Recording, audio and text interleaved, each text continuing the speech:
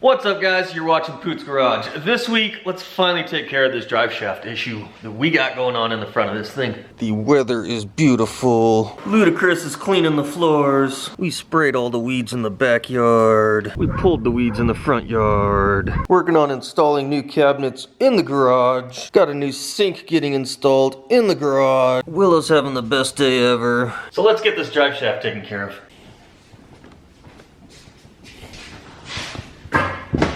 Another box showed up. I like parts. This one came from ORD. I know what's in here. Let's check it out.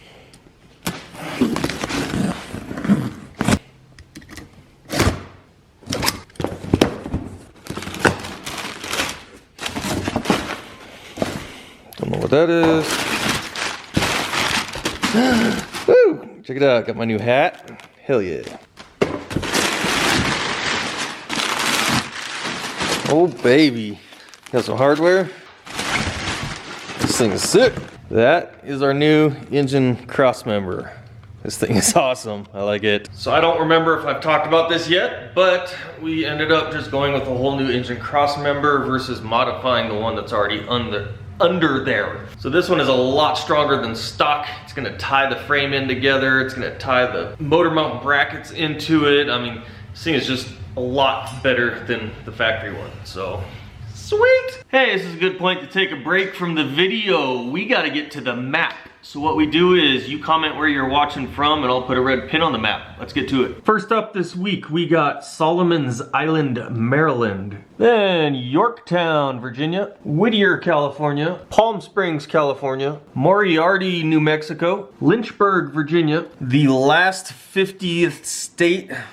The last of the 50 states that we have not gotten yet is Hawaii, and we got Hilo. North English, Iowa. Camden, Ohio. Nampa, Idaho. El Mirage, Arizona. Ham Lake, Minnesota. Wentzville, Missouri. Maxwell, Nebraska. Gridley, California. Justin, Texas. Aztec, New Mexico. Brighton, Colorado. Marlette, Michigan. San Leon, Texas. And last this week is Dutton, Montana. And that's all the pins for this week, so let's get back to the truck. And we got more new parts. Can you guess what that is? It's kind of obvious.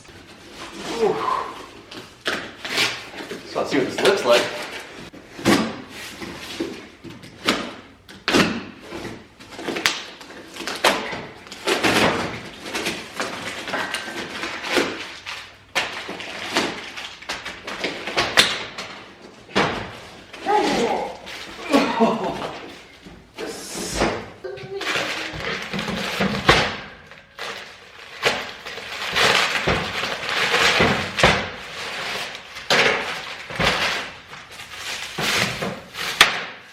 There we go.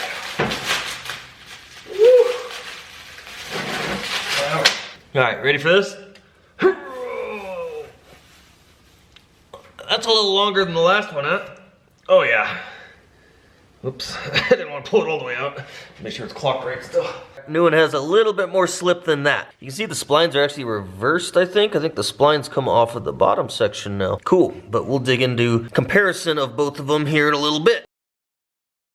We are slowly working through all the projects on this truck. This bed is nice and solid now. Might not sound like it, but it really is.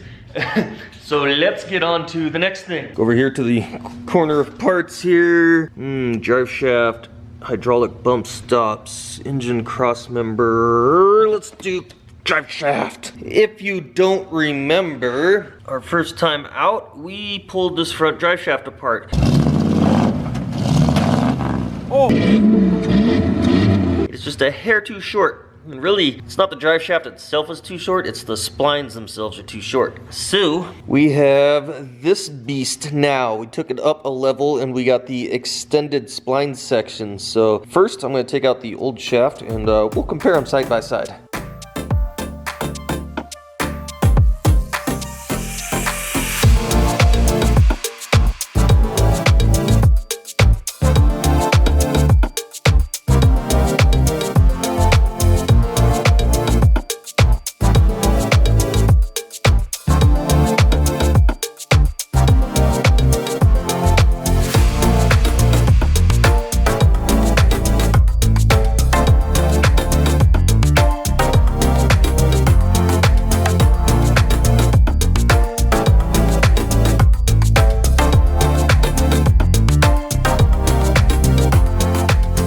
And here we go. I even pulled out the old original shaft just to compare everything here. So the middle one is the one I just pulled out. The one on top is the brand new shaft.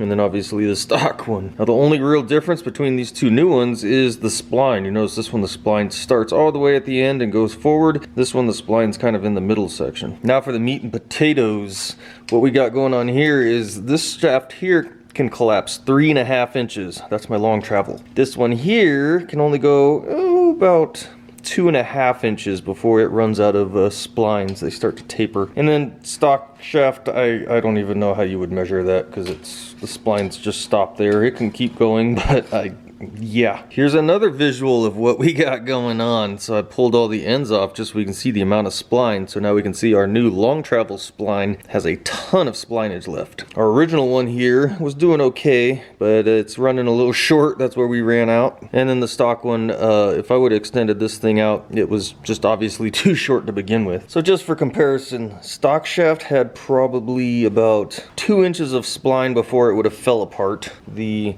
aftermarket one here had about 3.5 inches, and the long travel has about 7 inches of droop before it falls out.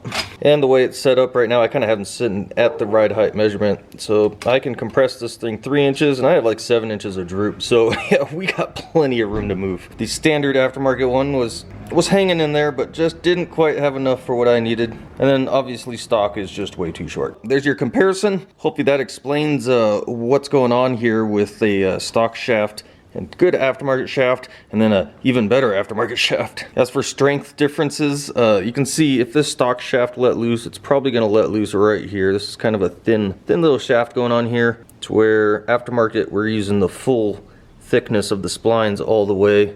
So there's no real actual weak point there. I read that this little, I think this was manufactured by Saginaw, I think. This joint here is actually weak. This cast piece will probably break apart on you. And then these aftermarket ones are a lot stronger. I don't know if these are made by Dana or Spicer or somebody like that, I don't know. But yeah, it's a good little comparison there. And the other thing is, this is the U-bolt that I pulled out of there when I installed it in. Kind of temporary that last time I heard, or I felt these threads let go. So those are smooth.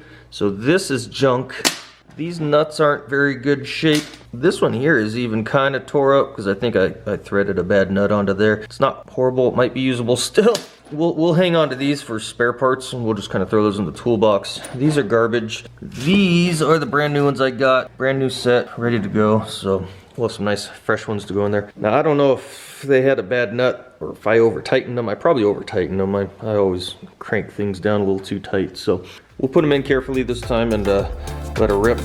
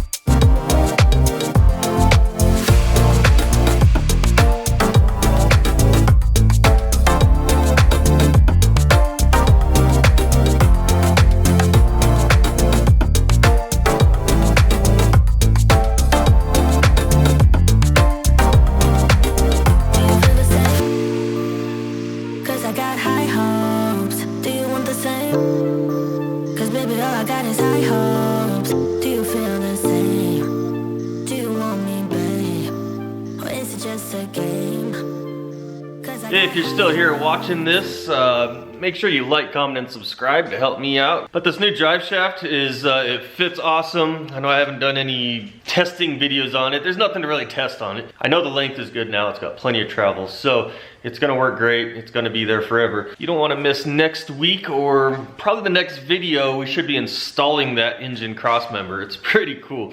I've actually already done it. So I'm excited to show that. I will talk to you guys later.